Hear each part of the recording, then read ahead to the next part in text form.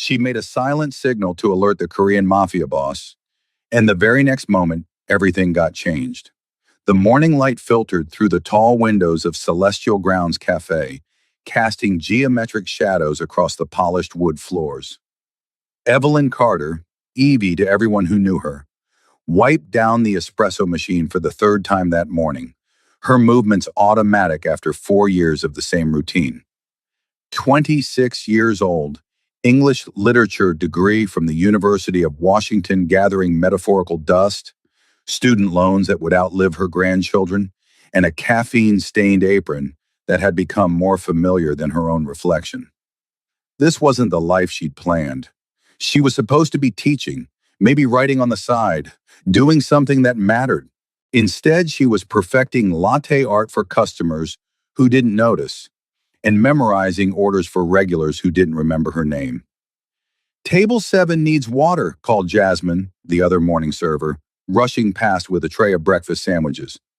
"And the guy at 12 keeps staring at you. Like, intensely staring. It's either really romantic or really creepy, and I can't tell which."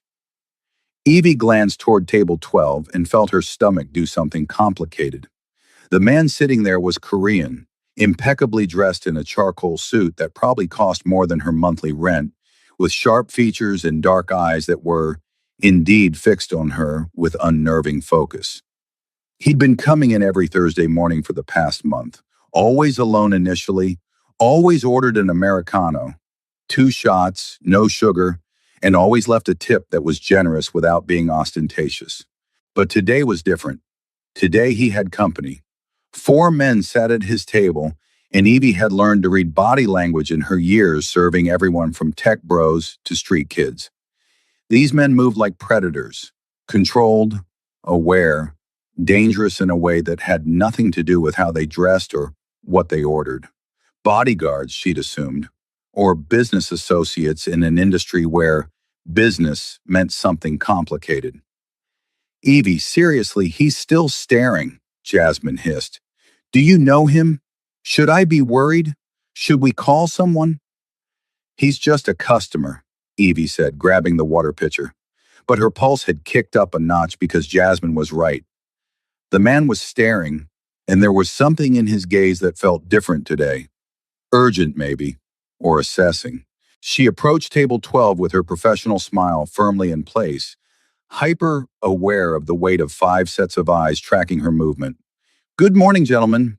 Can I start you off with anything besides coffee?" The man in the charcoal suit, she'd mentally dubbed him Thursday regular weeks ago, met her eyes directly. "The breakfast special, all of us."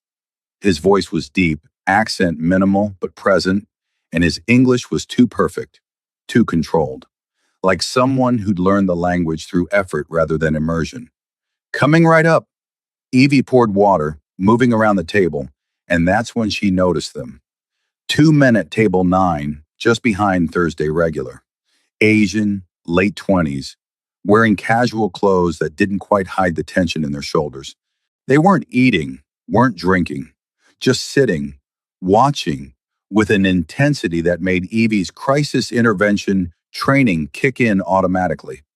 She'd seen that look before, in domestic violence situations, in stalking cases during her internship at the women's shelter. The look of people waiting for the right moment to act, and they were both watching Thursday regular with the kind of focus that screamed threat. Evie's hand trembled slightly as she filled the last water glass. The 2 men at table 9 had positioned themselves perfectly, directly behind Thursday regular's blind spot, close enough to move quickly, far enough to avoid immediate suspicion. This was bad. This was very bad. And Evie had approximately 30 seconds to decide if she was imagining danger or about to witness something violent in her cafe. She looked at Thursday regular, saw him reviewing something on his phone, completely unaware of the threat behind him. His bodyguards, if that's what they were, faced outward, scanning the room, but missing the 2 men who'd positioned themselves so carefully. Evie made a choice. "Sir," she said, voice steady despite her racing heart, "I forgot to mention, we have a new special roast today. Ethiopian, very bold. I think you'd appreciate it." Thursday. Regular looked up, confusion flickering across his features because he hadn't asked about coffee. His companion shifted, attention sharpening. Evie held his gaze, then deliberately, slowly, raised her right hand, shaped it into a gun, index finger extended, thumb up, three fingers curled, and brought it to her temple, pointing backward toward table 9. The universal gesture. Gun, behind you. Thursday. Regular's eyes widened fractionally. His expression didn't change otherwise. No panic, no obvious reaction. But something shifted in his posture. Alert now. Aware. Ethiopian, he said slowly, pulling out his phone. That does sound interesting. Thank you for the recommendation. His fingers moved across the screen. Quick, precise. A text, Evie realized. Calling for backup or alerting the men already with him. I'll bring you a sample, Evie said, keeping her voice light, professional. Her heart hammered against her ribs as she walked away from table 12, hyper-aware of the 2 men at table 9 tracking her movement. Don't react. Don't show fear. Just do your job. She made it to the counter where Jasmine was organizing pastries. Jazz, I need you to do me a favor. Call the back entrance. Tell whoever's managing deliveries to lock it. Right now. What? Why? Just do it. Please. Trust me. Something in Evie's voice must have convinced her because Jasmine nodded and disappeared toward the kitchen. Evie grabbed the Ethiopian roast, poured a small sample cup, and turned back toward the dining room. That's when things happened fast. The cafe's front door opened. 4 men entered. Asian, expensive suits, moving with military precision. They didn't look at the menu board or the counter. Their eyes went straight to table 12. Thursday, Regular's men noticed. One stood smoothly, buttoning his jacket in a way that suggested he was armed. Another shifted position, blocking Thursday Regular from the door. And the 2 men at table 9 tensed, hands moving toward their waists. This was about to become a bloodbath in the middle of a Seattle cafe at 9:37 a.m. on a Thursday morning. Excuse me, gentlemen, Evie said loudly, cutting through the tension as she approached table 9 with the coffee sample. I'm so sorry, but we just realized there's an issue with the electrical panel near your table. For safety reasons, we need everyone to move to the other side of the cafe. It was complete bullshit. There was no electrical issue, but her voice carried, clear, authoritative, the tone she'd perfected during crisis intervention training when de-escalating volatile situations. The 2 men at table 9 looked at her, confused and annoyed. One started to protest in accented English. We're fine here. It's not optional, I'm afraid. Evie interrupted firmly. Cafe policy. I can move you to a much better table. By the window, more privacy. She gestured toward the opposite side of the room, away from Thursday Regular, away from the escalating confrontation. For a moment, nobody moved. The tension was so thick Evie could taste it. Metallic, dangerous, the feeling of standing on the edge of violence. Then Thursday Regular spoke, his voice carrying across the space in rapid Korean. Evie didn't understand the words, but the tone was clear. Stand down. Let it play out. The 4 men who'd entered spread out slightly, surrounding table 9 with casual efficiency that was absolutely not casual. And suddenly the 2 men who'd been watching Thursday Regular found themselves trapped. One reached for his waistband. Thursday Regular's man moved faster, grabbed his wrist, twisted, produced a gun seemingly from nowhere, and pressed it into the man's ribs. All in less than 2 seconds, so smooth most of the other cafe patrons didn't even notice. The second man at table 9 froze, hands slowly rising as another of Thursday Regular's people moved behind him. Everybody stay calm, Thursday Regular said, standing now, voice carrying authority that made even Evie want to obey. He spoke again in Korean, quick, sharp commands, and his men efficiently patted down the 2 threats, removing 2 handguns and what looked like a knife. The entire cafe had gone silent, customers staring, some pulling out phones, others wisely keeping their heads down. Thursday. Regular turned to Evie, and the expression on his face was complex. Gratitude, respect, and something that looked almost like wonder. You saw them. How? Body language, Evie said, proud that her voice only shook slightly. They weren't here to eat. They were here to watch you. And the way they positioned themselves, she gestured. Classic ambush positioning. I used to work crisis intervention. You learn to read rooms. You used to work crisis intervention, and now you serve coffee, he said, and it wasn't a question. Just observation, but it carried weight. Student loans don't pay themselves. Thursday, Regular smiled, genuine warmth breaking through the dangerous intensity. What's your name? Evelyn. Most people call me Evie. Evelyn. He said it carefully like he was memorizing it. My name is Park Jin-woo, and you just saved my life. Before Evie could respond, police sirens wailed in the distance, getting closer. Jin-woo's expression shifted. Calculation, quick decision, making.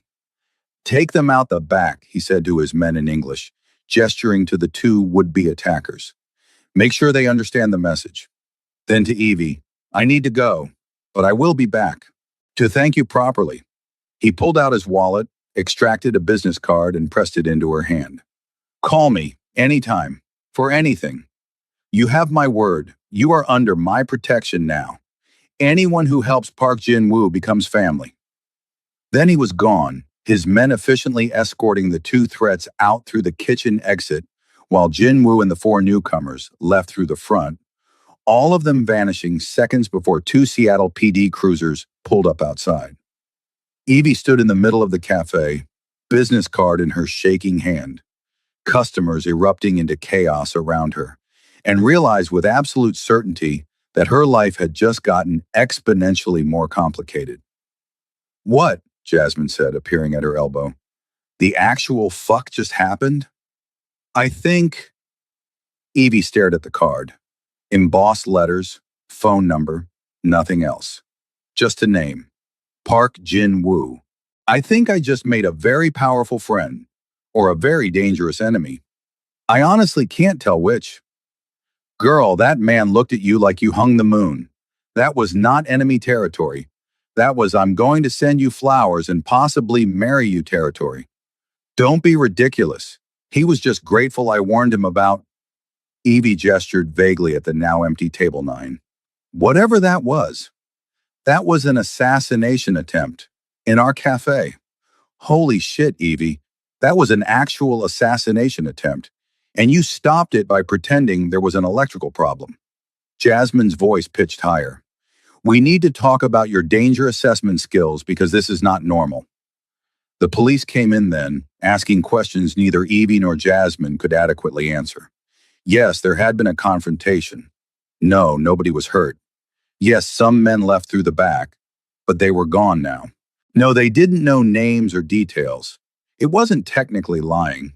It was just selective truth-telling, which Evie justified by telling herself she was protecting the cafe, protecting the other customers, protecting herself from getting tangled up in whatever world Jin-woo inhabited. But as she gave her statement, Park Jin-woo's business card burned like a brand against her palm, and she couldn't quite convince herself that protection was the only reason she'd kept his identity to herself. The cafe closed early. The owner, Michael Chen, a second-generation Chinese-American who'd built Celestial Grounds from a food truck into a neighborhood institution, sent everyone home with pay after the police finally left. Evie, he said, pulling her aside, what really happened today? She met his eyes, saw the concern there, the worry.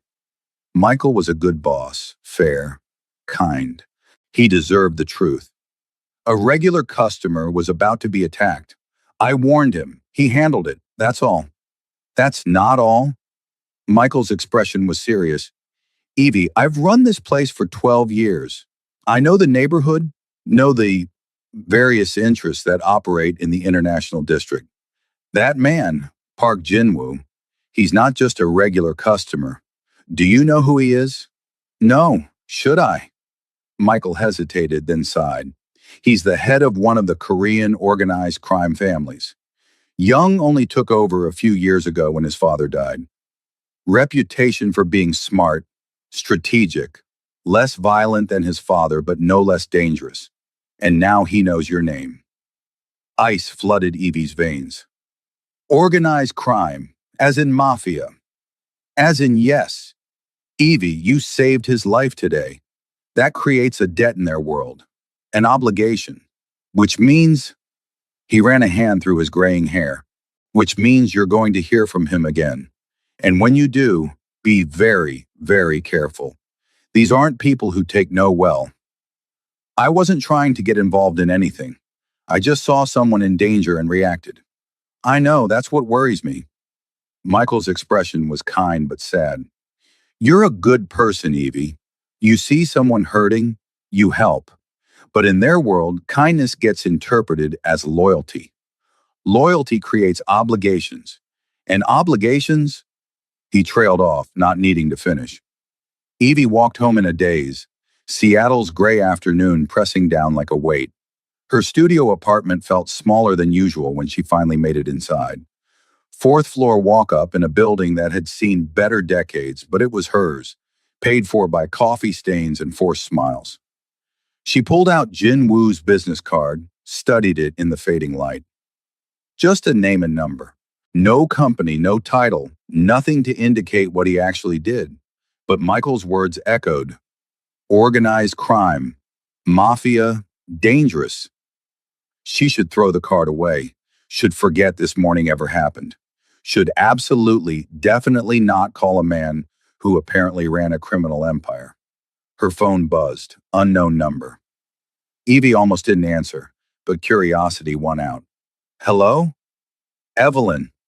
Jin Woo's voice, warm and somehow intimate despite coming through the electronics. I hope I'm not disturbing you. I wanted to make sure you were all right after this morning. I'm fine, just processing. That was a lot. It was. And I'm sorry you were exposed to it. Violence is part of my world, but it shouldn't have touched yours. A pause. I owe you a debt, Evelyn. You saved my life. In my culture, in my family's tradition, that creates an obligation I take very seriously. You don't owe me anything. I just did what anyone would do. No, you did what almost no one would do. You saw danger, assessed the situation, and acted to protect someone you didn't know. Most people freeze, or run, or pretend not to see. You're extraordinary. There was that word again. Extraordinary. 2 people in 2 minutes calling her that when she'd spent 4 years feeling decidedly ordinary. I'm just a waitress who reads body language well. That's not extraordinary. You're a crisis intervention specialist serving coffee to pay student loans. Jin Woo corrected gently. That's different. And Evelyn, I'd like to thank you properly. May I take you to dinner? Every rational cell in Evie's brain screamed no. This was a criminal, a dangerous man from a dangerous world. Getting involved would be catastrophically stupid. But another part of her, the part that had been dying slowly under the weight of student loans and shattered dreams, whispered, why not? When was the last time someone had looked at her with genuine interest? When had anyone called her extraordinary and meant it? Just dinner? She heard herself ask. Just dinner. I promise. No business, no danger, no pressure, just a chance to say thank you and to get to know the woman who saw what trained bodyguards missed. I need to think about it. Of course. Take all the time you need. But Evelyn, his voice softened, thank you for today, for seeing, for acting. You're remarkable, and I'd very much like the chance to know you better. He hung up before she could respond, leaving Evie staring at her phone, heart racing, mind spinning with possibilities and warnings in equal measure. She called her best friend Keisha, who'd been her roommate at UW and was now a public defender, drowning in her own impossible cases. Girl, tell me you're calling because you finally quit that cafe and got a real job using your degree. Not exactly. Keisha, I need advice. Hypothetically, if someone saved someone else's life and that someone else turned out to be, Evie hesitated, involved in organized crime, and he wanted to thank her with dinner. Stop. Stop right there. Evie, please tell me this is actually hypothetical and not about you. Silence. Jesus Christ. Evie, what did you do? So Evie told her. All of it. The signal, the tension, Jin Woo's gratitude, Michael's warning, the phone call asking her to dinner. Okay, Keisha said when she finished. Okay. First of all, that was incredibly brave and incredibly stupid, and I love you and want to kill you simultaneously. Second, you cannot go to dinner with this man. Evie, I work in the legal system. I see what organized crime does to people. It's not romantic. It's not exciting. It's dangerous, violent, and it destroys lives. I know, you're right. I should forget this happened. But you're not going to, are you? Not a question. I don't know. Keisha, when he said I was extraordinary, I felt something I haven't felt in 4 years. Like I mattered. Like I was more than just someone taking orders and pretending to smile. Honey, you matter regardless of what some dangerous man thinks. Do I? Because I don't feel like it. I feel like I'm drowning in debt and dead-end work and watching my life pass by while I wait for things to magically get better. Evie's voice cracked. What if this is my chance for something different? Something that makes me feel alive again? Or something that gets you killed? But Keisha's voice had softened. Look, I get it. I really do. But Evie, promise me, if you do this, if you see him again, keep your eyes open. Don't let attraction blind you to danger. These men are good at making you feel special while using you for their own purposes. I promise, eyes wide open. After they hung up, Evie lay in bed staring at the ceiling, Jin Woo's business card on her nightstand, mind replaying the morning's events on loop. She should throw the card away, should block his number, should put as much distance as possible between herself and Park Jin-woo's dangerous world. But as she finally drifted towards sleep, she couldn't quite convince herself she would. Evie didn't call. For 3 days, she didn't call, didn't text, tried to convince herself she'd made the right choice by staying away. Work continued as normal. Customers came and went. The cafe buzzed with gossip about Thursday's incident, but nobody knew the real story except Evie, Jasmine, and Michael. On Sunday afternoon, during the post-brunch lull, Jasmine nudged her. Evie, delivery guy at the door. For you, specifically. Evie looked up to see a young Korean man in a crisp suit holding a large bouquet. Not roses, but sunflowers. Vibrant and impossibly cheerful. He approached the counter directly. Evelyn Carter? That's me. These are for you. He set the sunflowers down, then handed her a small envelope. And this. Have a good day, Miss Carter. He left before she could ask questions, and Evie was left staring at the most beautiful bouquet she'd ever received. The card inside read, in elegant handwriting, sunflowers because they turn toward light. And you reminded me that light still exists in dark places. No pressure, no obligation, just gratitude. Jin Woo. Oh my God, Jasmine breathed, reading over her shoulder. Evie, that's the most romantic thing I've ever seen. Please tell me you're calling him. Please. It's just flowers. It's sunflowers with a poetic note from a gorgeous, powerful man who thinks you're extraordinary. That's not just flowers. That's a declaration. Michael appeared from the back, took one look at the bouquet and sighed. He's persistent. I haven't called him. I didn't encourage this. I know. But Evie, Michael's expression was complicated.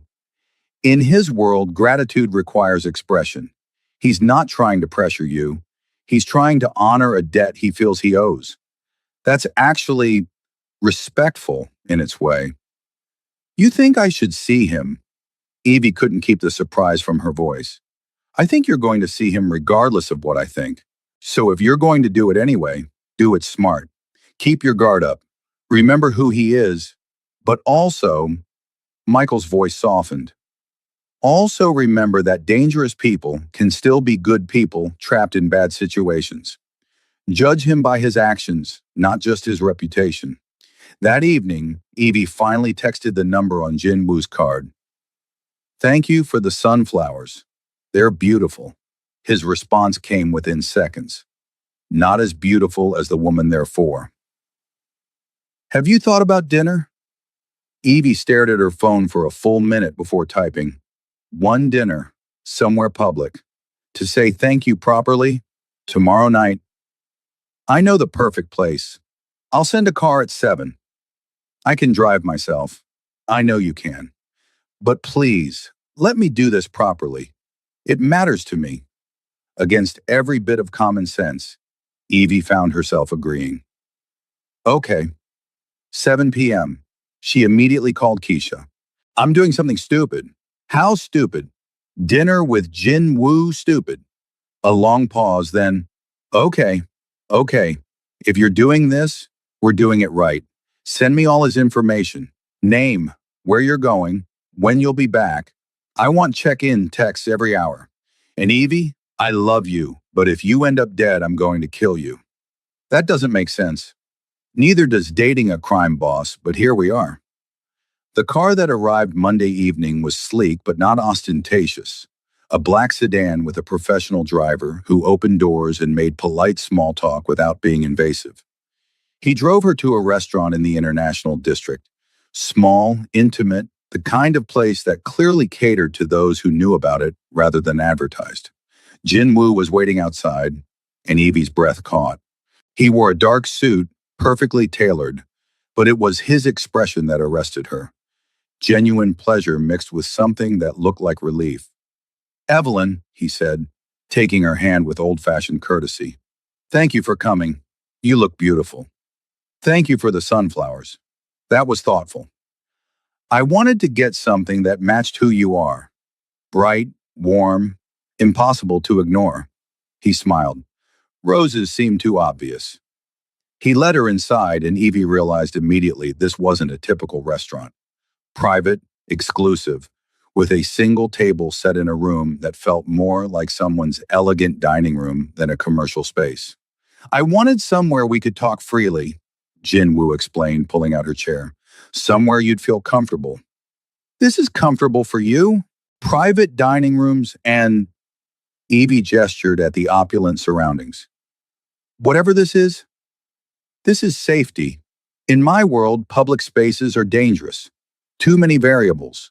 Too many threats. Private means controlled. He sat across from her. But I understand if it makes you uncomfortable. I can take you somewhere more public if you prefer.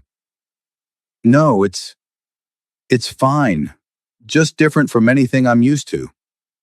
They ordered, Jin Woo clearly familiar with the menu, Evie trying not to feel overwhelmed by options that didn't list prices, and then they were alone with nothing but possibility and tension between them. Tell me about crisis intervention, Jin Woo said. How does someone go from that to serving coffee? So Evie told him. About her degree in English lit with a minor in psychology, her passion for helping people in impossible situations, her internships at domestic violence shelters and crisis hotlines, her dreams of working in victim advocacy or counseling. And then reality hit, she said, the familiar bitterness creeping in. Nonprofit work doesn't pay. I graduated with $60,000 in student loans and job offers that maxed out at $30,000 a year. I couldn't survive on that, couldn't pay rent and loans and still eat. So I took a job at the cafe. Temporary, I told myself. Just until I figured things out. That was 4 years ago. That was 4 years ago, Evie confirmed. And now I'm 26, serving coffee, watching my degree collect dust while I pretend I'm okay with it. Jin Woo studied her with those intense dark eyes. What if you could go back? To crisis intervention, victim advocacy, the work you trained for. Would you? In a heartbeat, but that's not realistic. I can't afford to take a pay cut, can't afford more school if I wanted to specialize. I'm stuck. What if you weren't? What if someone offered you an opportunity to do the work you love at a salary that would let you actually live? Evie's eyes narrowed. Is this you offering me a job? Because Jinwoo, I appreciate the gratitude, but I'm not interested in working for, she gestured vaguely, whatever your organization is. Not for my organization, for a community initiative I'm building, completely separate. He leaned forward, passion entering his voice. I'm establishing a crisis center in the International District, resources for immigrant families, domestic violence support, intervention services for at-risk youth. It's legitimate, legal, funded through my family's legal businesses. Why? Because my mother was killed in a domestic violence situation when I was 15. My father, Jinwoo's jaw tightened. My father was not a good man. He hurt her, controlled her, and one night it went too far. She had nowhere to go, no resources, no one who could help her navigate leaving a powerful, dangerous man. So she stayed, and she died. Pain laced his words, old and deep. Evie felt her heart crack. I'm so sorry. I took over the family business when my father died 3 years ago. And the first thing I decided, I would build something in my mother's memory. Something that helps people like her, people trapped in impossible situations who need someone to see them and offer a way out. He pulled out a folder, slid it across the table. This is the proposal. The center, the programs, the staffing needs. I need someone to run the crisis intervention department. Someone who understands trauma, who knows how to build trust with vulnerable populations, who sees people the way you saw that threat in the cafe. Evie opened the folder, scanned the details. It was comprehensive, professional, clearly the result of serious planning, and the salary listed made her eyes widen. This is $75,000 a year, plus benefits, education assistance, if you want additional certification, budget to hire your own team. Jinwoo's voice was earnest. I'm not offering this because I want something from you, Evelyn. I'm offering it because you're qualified, because you have the exact skills we need, and because, he paused, because I want good people building this center. People who actually care about helping rather than just collecting a paycheck. And if I say yes, what's the catch? No catch. The center is separate from my other business. Completely legitimate. I won't interfere with your work, won't ask you to compromise your ethics. You'd have complete autonomy in building your department. It was everything Evie had wanted. A chance to use her skills, to make a real difference, to do work that mattered. And the salary would change her life. Pay off loans, save money, actually live instead of just survive. But it came from a man who ran a criminal organization, a man whose world involved violence and danger and operating outside the law. I need to think about it, Evie said carefully. Of course. Take all the time you need. But Evelyn, I want you to know, this isn't manipulation. This isn't me trying to buy your loyalty or compromise you. I saw what you did in that cafe, saw how you read a dangerous situation and acted without hesitation. That's exactly who I need running crisis intervention at this center. The rest, he gestured between them. Whatever this is, or could be, that's completely separate. The job stands regardless. They talked through dinner, 3 courses that Evie barely tasted, too caught up in conversation that ranged from serious to surprisingly funny. Jin Woo had a dry wit that caught her off guard, a vulnerability when talking about his mother that made him seem less dangerous and more human. He told her about taking over the family business at 25, about the impossible balance of honoring his father's legacy while trying to be better than him, about his younger cousins he was raising, about the community that depended on him for protection in ways the legal system couldn't provide. I'm not a good man, he said quietly. My business involves things I'm not proud of. But I'm trying, Evelyn. Trying to transition toward legitimate operations, to build something my mother would have been proud of. The center is part of that, a way to give back to the community that's given my family everything. Why are you telling me all this? Most people would hide the criminal parts. Because I don't want to lie to you. You deserve to know exactly who I am and what I do before you decide anything. About the job, about dinner, about whether you want to know me at all. He met her eyes. I'm dangerous, Evelyn. My world is dangerous. But I promise you, you will always be safe with me. Always. The intensity in his voice made Evie's heart race. This was real. Whatever this was between them, this pull, this attraction, this dangerous possibility, it was real for him too. The evening ended too soon. Jinwoo walked her to the car, and at the door he took her hand gently. Thank you, he said, for coming tonight, for listening, for being exactly who you are. Thank you for dinner, and for the job offer. I'll think about it, seriously. That's all I ask. He lifted her hand to his lips, pressed a soft kiss to her knuckles. Evelyn, whatever you decide, about the center, about me, know that I meant everything I said. You're extraordinary, and I'm grateful our paths crossed. The drive home was quiet, Evie's mind spinning. Jinwoo had offered her everything, a chance at meaningful work, financial stability, the possibility of actually using her degree. All she had to do was accept help from a man whose world involved violence and crime. She called Keisha the moment she got home. I'm alive and unharmed, and he offered me a job. Excuse me, what? Running crisis intervention at a community center he's building. 75,000 a year. Complete autonomy. Everything I've ever wanted professionally. Oh, fuck, Evie, that's... Keisha paused. That's actually brilliant manipulation. Give you everything you want so you feel obligated to him, to his world. Or maybe he genuinely wants to build something good and needs someone qualified to run it. Maybe. But honey, be careful. Men like that, they're good at making you feel special while pulling you deeper into their world. Just keep your eyes open, okay? Don't let attraction blind you to danger. But as Evie lay in bed that night, staring at the ceiling, she wondered if maybe danger wasn't always a bad thing.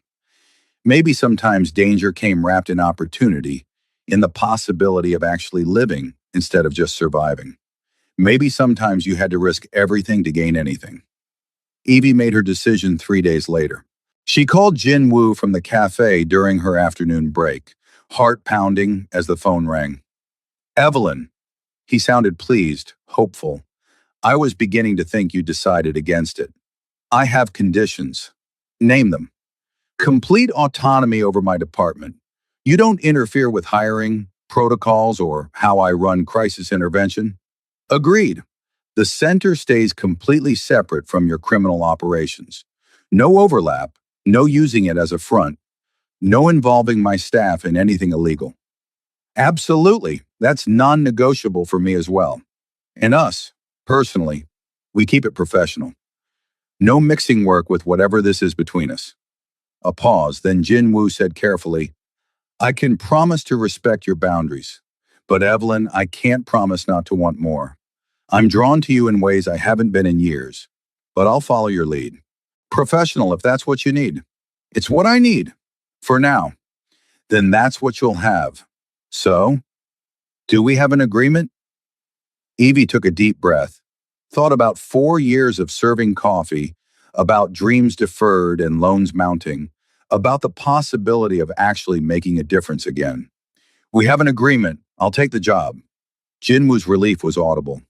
Thank you. Evelyn, you won't regret this. I promise. When do I start? Whenever you can. The center opens in 6 weeks. That gives us time to get your department set up, hire staff, develop protocols. Can you give notice at the cafe? I'll tell Michael today. 2 weeks, then I'm yours. A pause waited. I'll hold you to that. They hung up and Evie sat in the back office, staring at her phone, wondering if she'd just made the best decision of her life or signed away her soul. Michael took the news better than expected. You're taking the job with Park Jin-woo. Yes, running crisis intervention at his community center. It's good work, Evie. Legitimate, needed, and honestly, Michael smiled slightly. I think you'll be good for him too. Jinwoo's trying to be better than his father was. Having someone like you in his life might help him actually succeed. I'm just an employee. For now. But that man looks at you like you're the answer to questions he's been asking his whole life. Don't be surprised when just professional becomes complicated.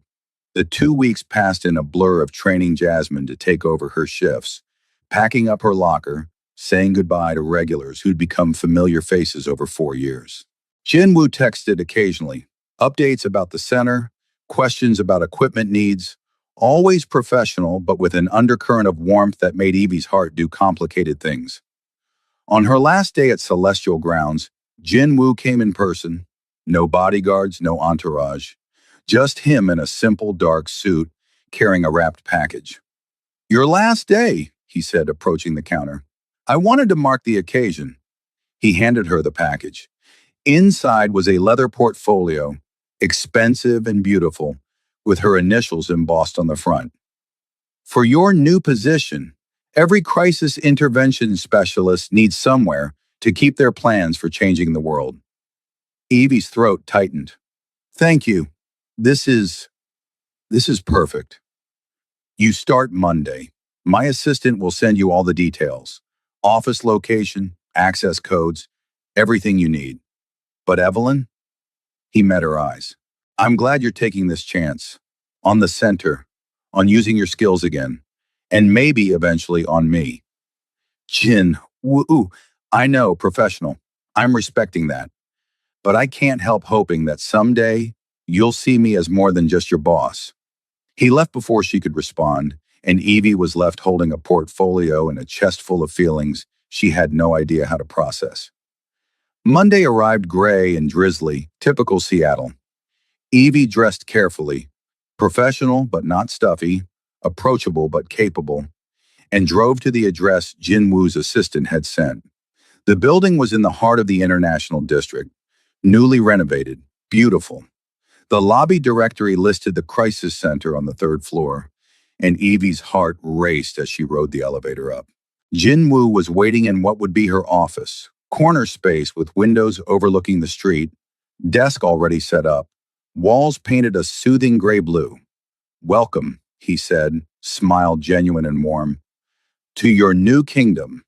Everything in here is yours to arrange however you want. Budget's in that folder, he gestured to the desk, along with contacts for hiring and the building manager's information for any modifications you need.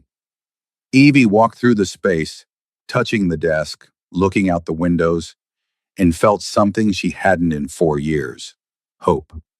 This is incredible. Thank you. You're going to do amazing things here. I know it. Jinwoo moved toward the door. I'll let you settle in. But Evelyn, my office is just down the hall. If you need anything at all, I'm here. He left and Evie stood in her new office, leather portfolio on the empty desk, and let herself believe that maybe, just maybe, taking this risk had been exactly the right choice. The next 6 weeks were a controlled chaos of hiring, training, setting up protocols, and building something from nothing. Evie threw herself into the work with an intensity that surprised even her. Hiring a team of counselors and advocates, developing intake procedures, establishing partnerships with legal aid and housing services, and through it all, Jinwoo was there, not interfering but supporting, approving budgets without question, connecting her with community leaders, making sure she had everything she needed to succeed. But he kept his distance, professional, respectful, never crossing the boundaries Evie had established, which should have been perfect. Instead, it left her constantly aware of him, the way he moved through the building with quiet authority, the respect his people showed him, genuine, not born of fear, the way he looked at her when he thought she wasn't paying attention, with something that felt like longing. You're falling for him, her assistant Mia observed one afternoon. Young, sharp, with a degree in social work and the kind of directness Evie appreciated. Your boss, the dangerous, gorgeous crime boss. You're totally falling for him. I am not. We're professional. Professional people don't look at each other the way you two do. Like you're both drowning and each other is air. Mia grinned. It's actually kind of beautiful. Also terrifying, given what he is. What he is trying to build something good. This center, these programs, they're going to help people, Mia. Real people who need it. I know. That's why I took this job. But honey, don't confuse admiration for his vision with actual feelings for him. Those are different things. Were they? Evie wasn't sure anymore. She admired what Jin Woo was building, yes, but she also found herself thinking about him constantly, wondering what he did when he wasn't at the center, wanting to know more about the man behind the dangerous reputation. The Crisis Center officially opened on a Thursday. Deliberately chosen, Jin Woo explained, because Thursday was the day Evie had saved his life. Full circle, he said, standing beside her at the ribbon-cutting ceremony. Community leaders, city officials, and families from the neighborhood gathered, all there to celebrate this new resource. Evie gave a speech about the center's mission, about providing help without judgment, about creating safe spaces for those who needed them most. And when she finished, the applause was genuine, warm, filled with hope. Jin Woo caught her afterward, pulled her aside. You were brilliant. Everything I knew you would be. This is your dream, Jin Woo. Your mother's legacy. I'm just helping make it real. You're not just anything. Evelyn, you've built something extraordinary here.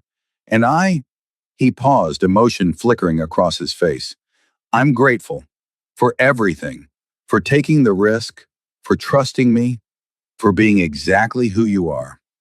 They stood close in the hallway, alone for a moment, and the air between them felt charged with possibility. Jin Woo, Evie said softly. About keeping things professional. His phone buzzed urgently. He glanced at it and his expression transformed, from warm to ice cold in a heartbeat. I have to go. Emergency. He looked at Evie, conflict clear in his eyes. I'm sorry. We'll talk later. He was gone before she could respond, moving with the deadly purpose she'd seen that first day in the cafe, and Evie was left with the reminder that no matter how much good Jin Woo built, he was still part of a dangerous world. The emergency was a territorial dispute, another organization moving into Jin Woo's area, testing boundaries. Evie learned about it secondhand, through worried whispers from staff who'd heard things from family members connected to the community. For 3 days, Jin Woo didn't come to the center, didn't call, didn't text, and Evie found herself worried in ways that went far beyond professional concern. On the 4th day, he appeared in her office doorway, looking exhausted. Shadows under his eyes, tension in every line of his body, but whole. Hi, he said quietly. I'm sorry I disappeared. There was a situation that required my attention. Are you okay? I'm alive. That's what matters. He moved into her office, closed the door behind him. Evelyn, I need to tell you something. About my world, about the risks. You don't have to. Yes, I do. Because you're becoming important to me, and you deserve to know exactly what that means. Jin Woo sat in the chair across from her desk. The past 3 days, I was handling a threat to my organization, rival gang, trying to move into our territory. It got violent. People were hurt, though thankfully no one died. Evie's stomach clenched. Did you hurt people? Yes. Kill anyone? No. But I came close, Evelyn. And that's the reality of who I am. When threats arise, I handle them with whatever force is necessary. I'm trying to transition away from this life, but change takes time. And in the meantime, his eyes held hers. I do terrible things to protect what's mine. Why are you telling me this? Because I'm falling for you, and you need to know exactly who you'd be falling for in return. Jin Woo's voice was raw, honest. You need to understand that being with me, even just caring about me, puts you at risk, makes you a target for my enemies. And I can protect you, will protect you with everything I have, but I can't promise you'll be completely safe. Evie's heart pounded. You're falling for me.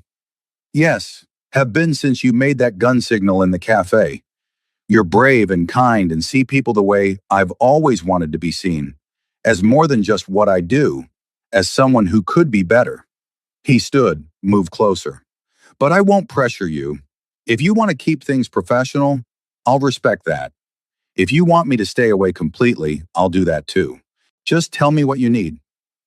Evie stood, closed the distance between them until they were inches apart. What I need is for you to be honest, always, about who you are, what you do, the dangers. Can you promise me that? Yes, complete honesty, no matter how ugly the truth. Then I need you to know I'm falling for you too. And it terrifies me. Because you're right, you're dangerous. Your world is dangerous, and every logical part of my brain says I should run. She reached up, touched his face. But I can't seem to run, can't seem to want to. You've given me back my purpose, my dreams, and somehow you've become part of those dreams. Jinwoo's eyes closed, relief and joy washing over his features. Evelyn! She kissed him before he could finish, and the world narrowed to just this, his lips on hers, gentle and hungry and perfect. His arms wrapped around her, pulling her close, and for a moment everything else fell away. The danger, the complications, the impossible situation they were in. When they finally broke apart, both breathless, Jinwoo rested his forehead against hers.